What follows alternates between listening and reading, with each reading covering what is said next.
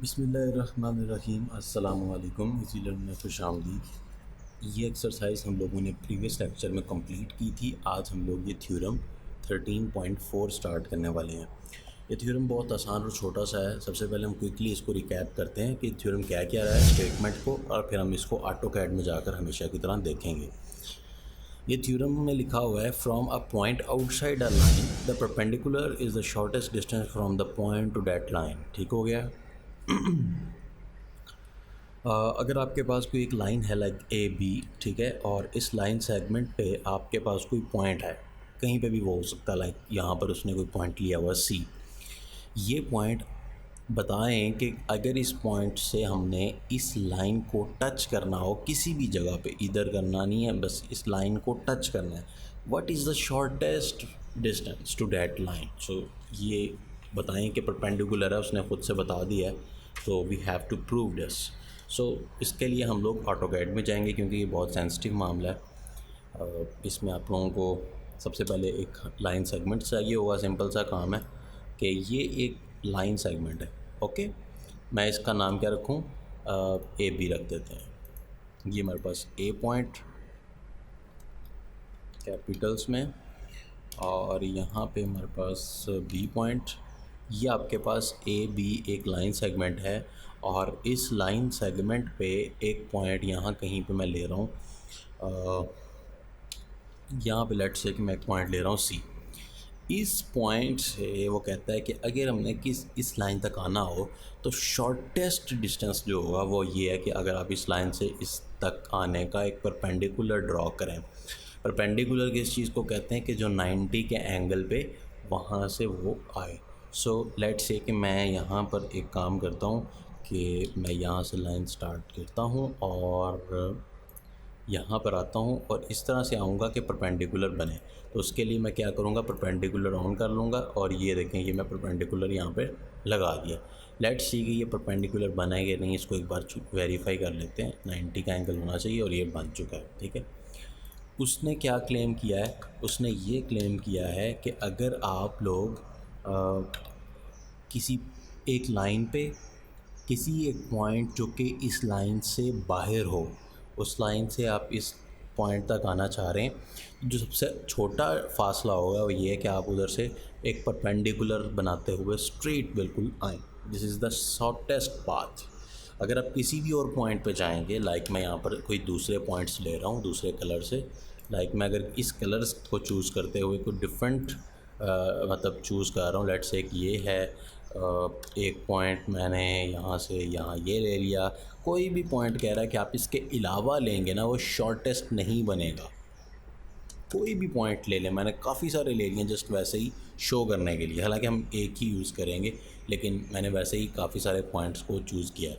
Right now मैं इसको थोड़ा सा ट्रिम कर लेता हूँ ताकि ये जो एक्स्ट्रा हैं इनमें से इनको हम लोग रिमूव कर सकें। ऑलराइट, तो ये हम लोग जो एक्स्ट्रा लाइंस हैं नीचे वाली साइड पे इनको रिमूव कर रहे हैं। राइट नाउ मैं आप लोगों से शेयर कर दूं कि मैं सिर्फ़ और सिर्फ एट दिस पॉइंट मैं एक लाइन को कंसिडर करूंगा, क्योंकि मैं एक को प्रूव, मैंने आपको पहले भी बताया, एक चीज़ भी प्रूव हो जाए तो वो सबके लिए वही रूल रहता है। ये मेरे पास पॉइंट आ गया ई, और ये मेरे पास पॉइंट आ गया डी, तो ये है आपके पास डी, और ये है आपके पास ई। ठीक हो गया। अब आप लोग अपनी जो बुक है उसको साथ में रखें ताकि हम लोग जो भी डिस्कशन करें उसको हम लोग वेरीफाई कर सकें। ठीक है, थोड़ा सा जूम इन करते हैं। आप अपनी बुक में देख सकते हैं गिवन क्या है, एक लाइन सेगमेंट ए बी, एक पॉइंट सी, और ये पॉइंट इस लाइन से बाहर है, इस लाइन का हिस्सा नहीं है, इस लाइन के ऊपर नहीं लाई करता, करीब हो सकता है दूर हो सकता है, वो कोई मैटर नहीं करता, बस इससे बाहर होना चाहिए। ठीक है, हमने इस पॉइंट से इसको डी पे मिलाया, इस तरह से मिलाया कि ये जो सी डी है ये ए बी पे 90 का एंगल बनाता है, और इस चीज़ को हम लोग ऑलरेडी चेक भी कर चुके हैं। सी डी और इस perpendicular to A B. Prove ये करना है कि ये जो आपके पास सी डी है ये शॉर्टेस्ट डिस्टेंस है, इसकी अगर हम मेजरमेंट करें ए बी तक पहुंचने का पॉइंट सी से, शॉर्टेस्ट डिस्टेंस जो है वो क्या है, that is the C D. Construction ये येलो कलर के आप देख सकते हैं, ये सी से हमने पॉइंट ई को मिला दिया। ये जो बाकी 3 लाइंस हैं, ये और ये लाइन जस्ट मैंने बाद में आप लोगों को वेरिफिकेशन के लिए कुछ ड्रॉ की हैं। राइट नाउ आप सिर्फ कंसिडर करें ये जो सी ई लाइन है, take a point E on line segment A B and join point C to E and make the triangle ये वाली, ठीक है। इस ट्रायंगल को सी डी ई बना दें। स्टेटमेंट्स बहुत आसान है। सबसे पहले हम इस ट्रायंगल को कंसिडर कर रहे हैं in a triangle C D E, angle C D B, C D B, ये जो एंगल है ये एंगल बड़ा होना चाहिए किस एंगल से, सी ई डी से। क्यों? एक इंटीरियर है और एक एंगल एक्सटीरियर है। हम लोगों ने पहले भी ये चीज़ पढ़ी है। मैं just for the quick illustration मैं ये चीज़ शो करूँगा कि अगर आप एक काम करें, यूँ इस तरह से बनाएं, तो जो एंगल आपके पास यहाँ पर इंटीरियर बनता है ये आपके पास कितना है, 38 का एंगल। अगर आप नॉन एडजेसेंट इंटीरियर का एक्सटीरियर एंगल के साथ कंपैरिजन करें, यानी किसी को आगे जाके आप एक्सटीरियर एंगल देखें, तो इससे ज़्यादा होगा। इसको चेक करने के लिए यहाँ पर हम लोग इसका एक्सटीरियर एंगल देख लेते हैं।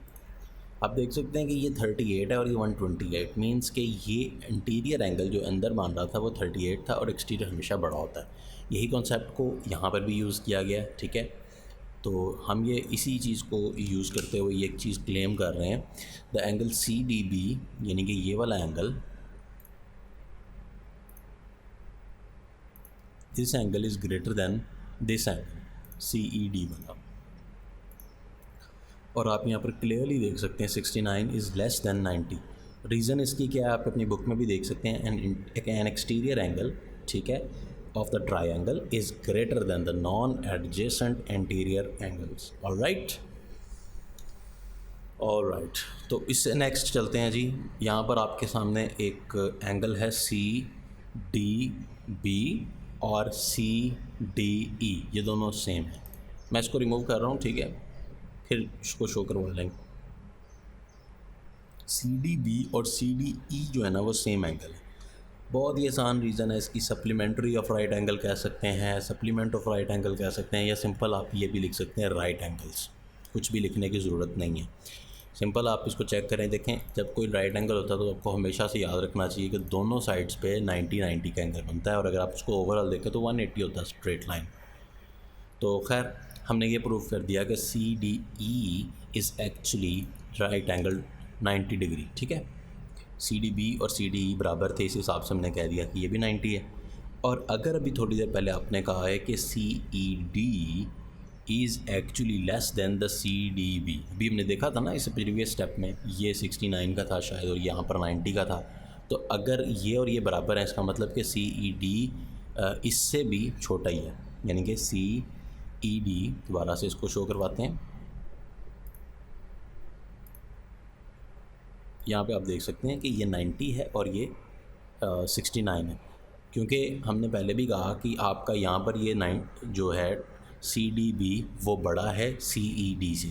ऐसे ही एक्सटीरियर जो था वो बड़ा था ना इंटीरियर से, तो चूँकि ये जो एक्सटीरियर एंगल था तो उसके अंदर वाला एंगल ट्रायंगल का ये राइट एंगल यानी कि सेम थे, तो ये अगर 90 उससे छोटा था तो ये इससे भी छोटा ही है। और आप देख सकते हैं कि C D E is greater than C D. तो अगर किसी ट्रायंगल में सी डी बी यानी कि कोई एंगल बड़ा हो, जैसे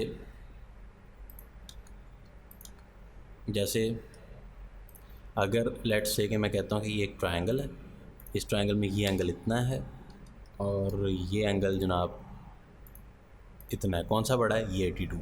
अगर ये एंगल बड़ा है तो इसकी अपोजिट साइड यानी कि ये वाली साइड जो है बड़ी होनी चाहिए, और अगर ये एंगल छोटा है तो इसकी जो अपोजिट यानी कि जो फ्रंट वाली साइड है वो छोटी होनी चाहिए। सिंपल, इस पूरे चैप्टर में ये चीज़ जो है ना ये आपको सिखाई गई सबसे मेन, कि अगर कोई एंगल छोटा है तो उसकी फ्रंट जो साइड होगी वो भी छोटी होगी, और अगर कोई एंगल बड़ा है उसकी साइड भी बड़ी होगी। तो यहाँ पे आप लोगों ने देखा कि ये एंगल छोटा था तो ये 2.6 है, ये एंगल बड़ा था तो ये 4.3 है, उसके डबल। तो यूजिंग दिस टर्मिनोलॉजी हम यहाँ पर क्या कह सकते हैं कि इसको मैं चलें इसको रहने दें। यहाँ पर हम ये कह सकते हैं कि क्योंकि ये एंगल बड़ा है, ये 90 का एंगल है ना, यहाँ पे बन रहा है CDE का। सो इस एंगल के अपोजिट साइड कौन सी है, ये वाली। और इसी तरह से यहाँ पर बन रहा है 69 का एंगल, तो इस एंगल की अपोजिट साइड कौन सी है, ये वाली।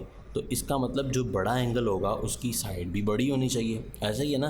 तो ये 90 है, तो इसकी ये जो साइड है ये बड़ी होगी और ये साइड जो है वो छोटी होगी। So we can simply say that CD is actually, ये वाली जो साइड है, it is actually less than this. और इस चीज़ को चेक भी करते हैं। तो यहाँ पर मैं इसको शो कर रहा हूँ, ये आप देख सकते हैं कि C से जो D तक लाइन सेगमेंट है वो है 4.8959। नाउ इसी पॉइंट से ही मैं एक E तक का भी फासला ले रहा हूँ और वो आपने देखा कि वो बड़ा है। सो हम ये कह सकते हैं कि जो शॉर्टेस्ट डिस्टेंस हुआ वो प्रूव हो गया कि CD जो है वो शॉर्टेस्ट डिस्टेंस है टू रीच AB। इसी चीज़ को वेरीफाई करने के लिए मैंने ये कुछ और एक्स्ट्रा लाइंस भी यहाँ पर शो की हुई थी, आप यहाँ पर वैसे देख सकते हैं। ये देखें, आप इसको भी देख सकते हैं और आप इसको भी देख सकते हैं।